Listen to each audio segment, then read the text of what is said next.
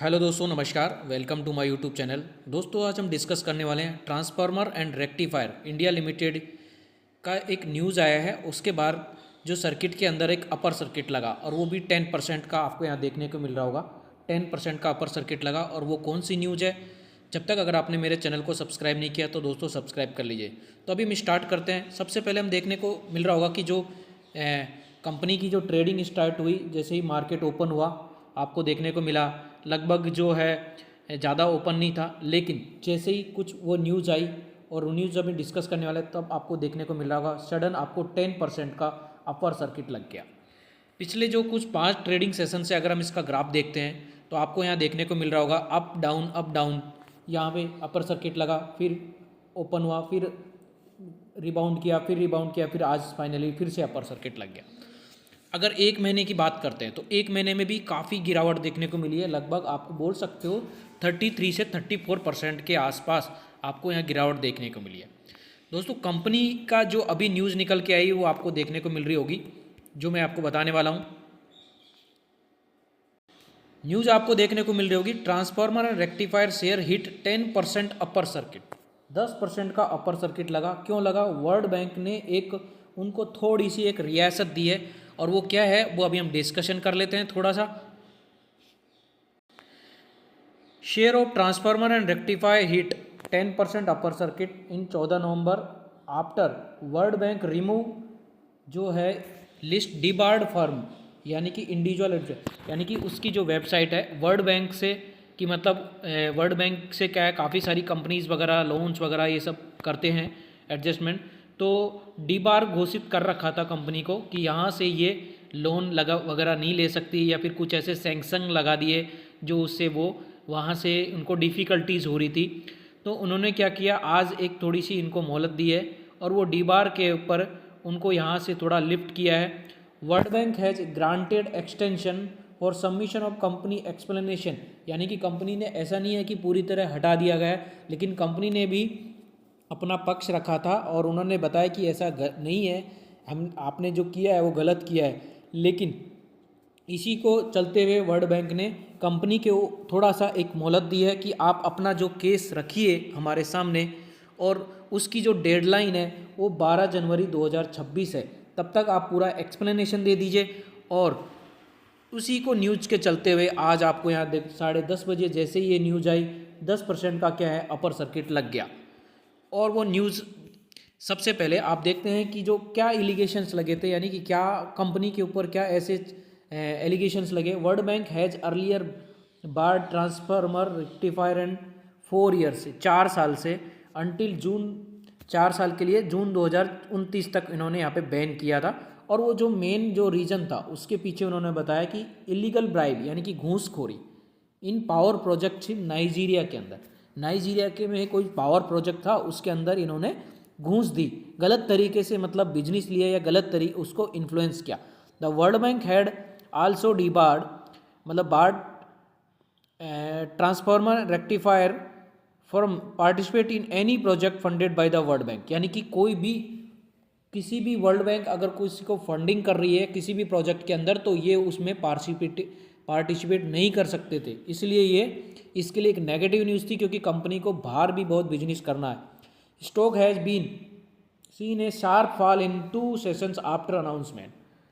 उस टाइम बहुत sharp fall announcement हुआ था, इसी की वजह से आपको देखने को मिल रहा होगा 38% 34% के आसपास गिरावट हुई। Under the lens for receive the financial year supply transformer in Nigeria के अंदर आपको देखने को मिला होगा 70 ट्रांसफार्मर इन्होंने, यानी कि 27 बिलियन 24.74 बिलियन का ट्रांसफार्मर इन सप्लाई किया था नाइजीरिया के अंदर। Order was executed in 2022, 90% payment of was received last year itself, जो भी पेमेंट था वो सब रिसीव्ड हो गया। The company believe that the finding referred in to notice are not conclusive, do not constitute proof of any disconduct. The company reiterates that it has acted in good and faith compliance with all applicable law and contractual obligations. The company said in stock exchange filing earlier. Company ने बताया है कि जो इसको हम जल्दी से जल्दी, दोस्तों कंपनी करती क्या है आपको देखने को मिल रहा होगा। The company is a leading Indian manufacturer of transformer and rectifier. Its product portfolio including single phase transformer up to 500 MVA and 1200 kV class, furnace transformer, rectifier, distribution transformer, speciality transformer, series shunt reactor, mobile sub stations, earthing transformer, operation to B2B models वगैरह। Domestic से इसको जो revenue आता है 92% के आसपास financial year 2024 के अंदर आया, आपको देखने को मिल रहा होगा। और एक्सपोर्ट से 8% के करीब आया। क्लाइंट है उसके, जो मेन क्लाइंट है आपको देखने को मिल रहा होगा, power grid, NTPC, Tata power, Torrent power, siemens energy, blue star, ये सब इसके क्या है मेन है।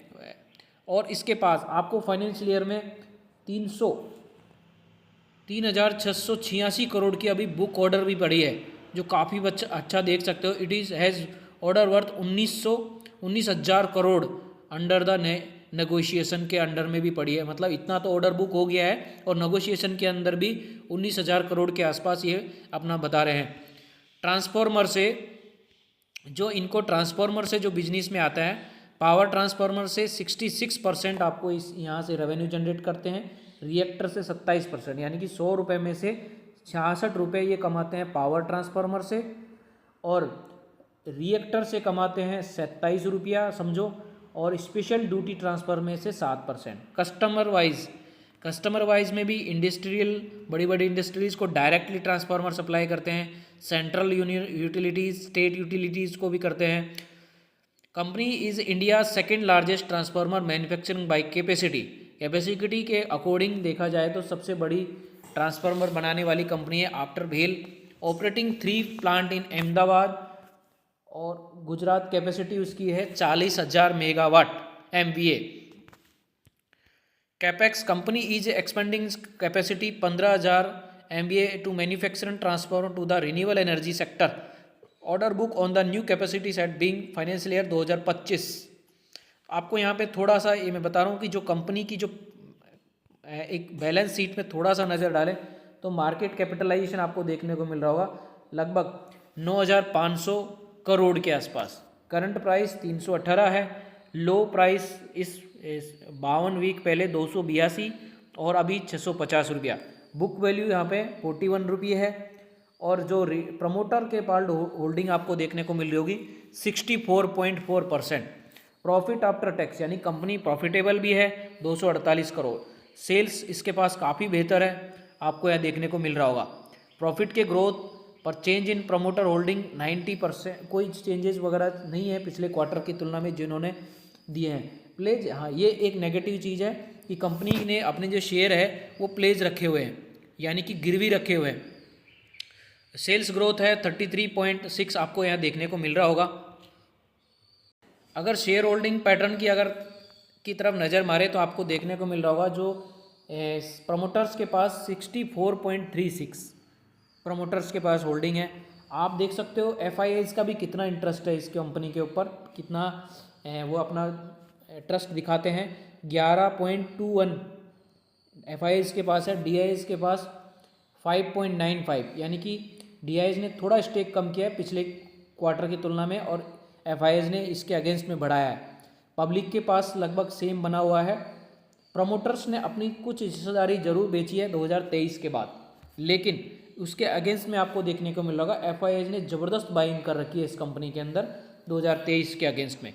तो दोस्तों अगर वीडियो अच्छी लगे तो लाइक करना और चैनल को सब्सक्राइब करना।